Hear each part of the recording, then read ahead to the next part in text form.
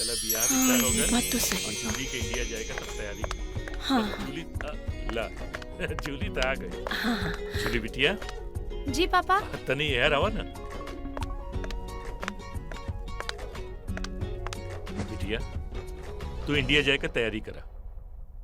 India काहे? सवाल नहीं। देखा कहो कि अगर भैरव और प्रभात से पीछा छुड़ावे के हो तब बिशंभर सिंह के परिवार से बढ़िया परिवार हमनी के लंदन में ना मिली। लेकिन पापा वो प्रभात से डरे के का जरूरत बा? डर ना बेटी, डर ना, हमनी की इज्जत का सवाल बा। वैसे भी विशंभर के परिवार के तू अच्छी तरह से जाने लो। बस वो लोगन का इक्के गो डिमांड बा कि उनके परिवार के होके वाली बहू के संस्कार, संगीत दोनों में भारतीय परंपरा होवे के चाहिए। पर डैडी अभी हमके बिया।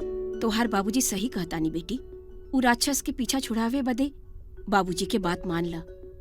पापा अरे बेटी, हम तो हर दुश्मन है का हैं? जौन भी सोचब तोरा भला के लिए सोचब। ठीक बन बेटा, अरे ज्यादा सोचे मत, जाए का तैयारी करा।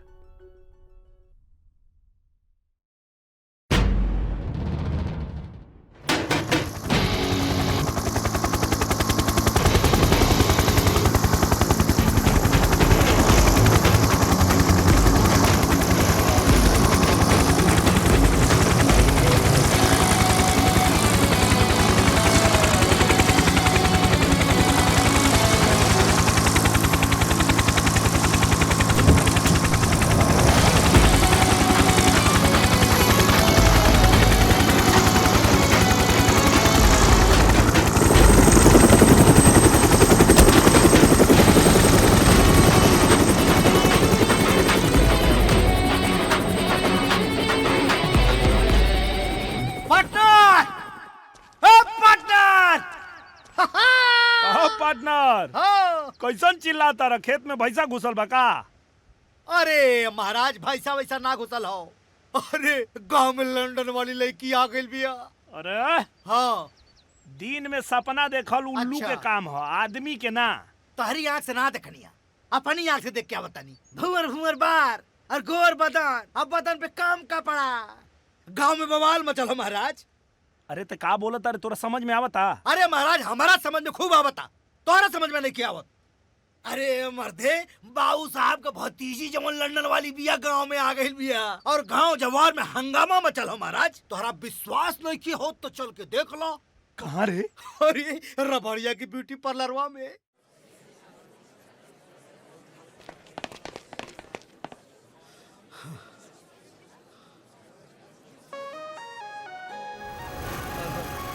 यहाँ तो बहुत लंबा लाइन लगल बारे। तनी धीरज रखा, निम्मन चीज पावेला तनी धीरज रखे के पड़े।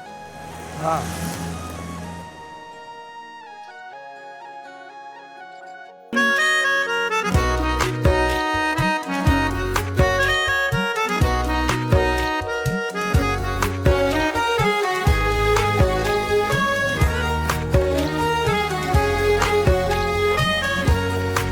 क्या है, तुम लोग लड़की नहीं देखा है का?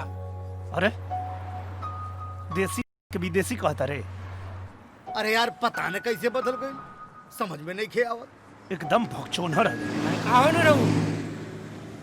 अरे भोला बाबू नमस्कार। ये हमार भगनी बानी जूली, आज लंदन से आई है। अच्छा सही?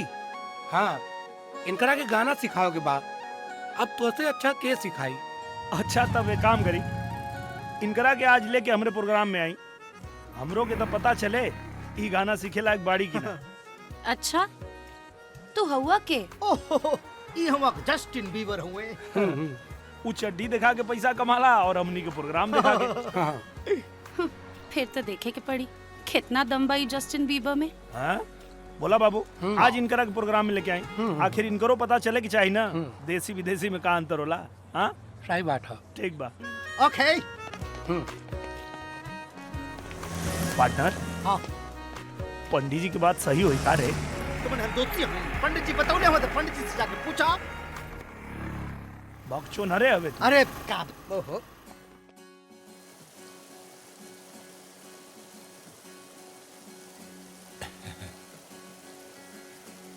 तोहरा के रूप में देख के जी खुश हो गई बिटिया। और टीचर भी मिल गया। और का साथे साथे संगीत के पढ़ाई भी शुरू। जूली बिटिया एकदम बदल गई बिया। और ना तक का। ए भोला, एगो फोटो खींच के चंद्रशेखर के भेज दा, उहो देखते रह जाई। एमे तो हमारा चेहरा आवत हो। अरे मामा, ऊपर एगो बटन हुई, दबाई ना। ई दबावा, हाँ मुस्कुरावा।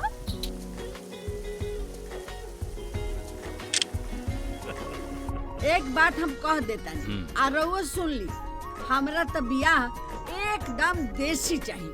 अपना गांव जवार में जगन होला ना वही ना, कोनो लंदन वंदन हमरा ना चाहिए। हाँ खिचला हमरे खुके आवाला, बेटा उधर ना आवाला। दी हम भेज देता नहीं।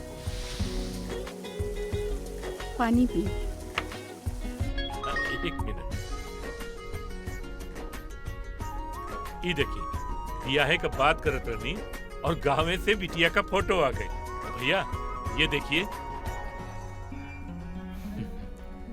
इसे कहते हैं हिंदू संस्कार, है ना माँ? देखिए। हाँ देखिए देखिए फोटो।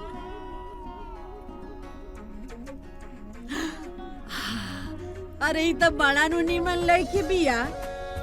ए बबुआ, हमरा तो ये पतो चाहिए, ई लड़की जेकरा घर में जाई वहाँ तो दिन दुगुना रात चौगुना उन्नति हुई। और बउआ के जल्दी बियाह करो। चंद्रशेखर जी, जल्दी से हमारी बहू को बुला लीजिएगा। जी जरूर। ठीक बा। हम जाके अब सब हाँ तैयारी हाँ, में लग एकदम जाते। एकदम तैयारी करिए। प्रणाम भैया जी, प्रणाम। प्रणाम प्रणाम। अरे अब तो खुश हो ना माँ? हाँ बाबू, हम तो बड़ी खुश बानी। एकदम बुझाता जैसे हमरा भारत देश में हम चल गए।